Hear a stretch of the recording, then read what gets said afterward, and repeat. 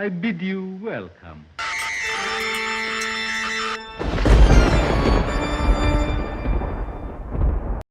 I have a lot of new subscribers on the channel. First of all, welcome. And second of all, as many of you may or may not know, my favorite horror movie of all time is The Shining. I think it is a classic, stone cold, and I watch it every year on Halloween Day. It's one of those movies that's become a tradition for me, and every time I watch it, I find something new to appreciate about it. Of course, Stephen King hated the adaptation by Stanley Kubrick.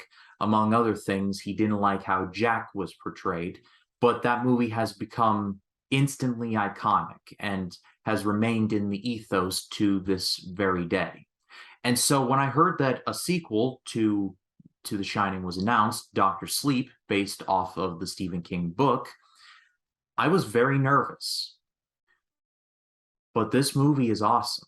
It picks up about 40 years after the events of The Shining. Danny Torrance is all grown up, this time played by Ewan McGregor. He has picked up a bit of his dad's old habits, including his alcoholism.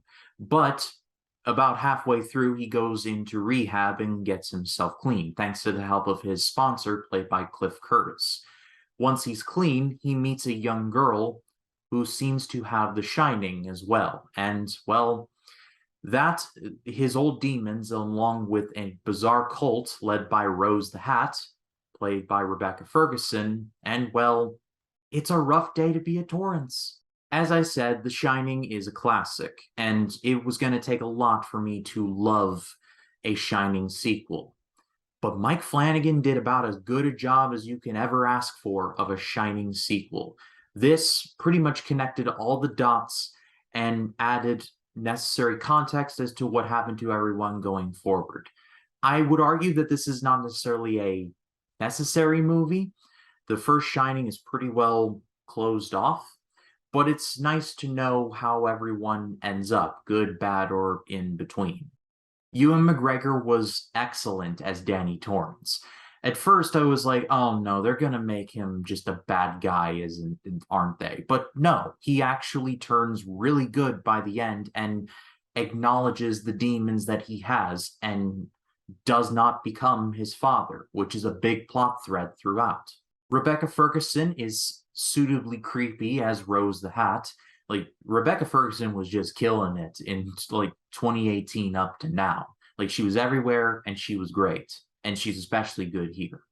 I like the chemistry between McGregor and the little girl played by Kylie Curran. They do have really good scenes together.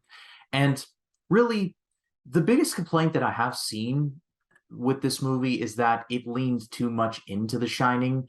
I think the last third of the movie, it literally takes place at the Overlook, and we see someone actually playing Jack Torrance. I believe it is actually Henry Thomas who dons the makeup and looks like Jack Torrance in The Shining. I've seen this as a bit heavy-handed, and I have complained in the past when movies go way too nostalgic or way too reference-based. But for the sake of the plot being that Danny is trying to unpack all this emotional baggage that he has stored away the past 40 years, I think it works. Especially the creepy scene where Jack goes into this monologue about there being nothing but mouths and just having seemingly no love. Again, it's probably against the wishes of Stephen King, but it plays well into the whole ending of The Shining, I think, perfectly.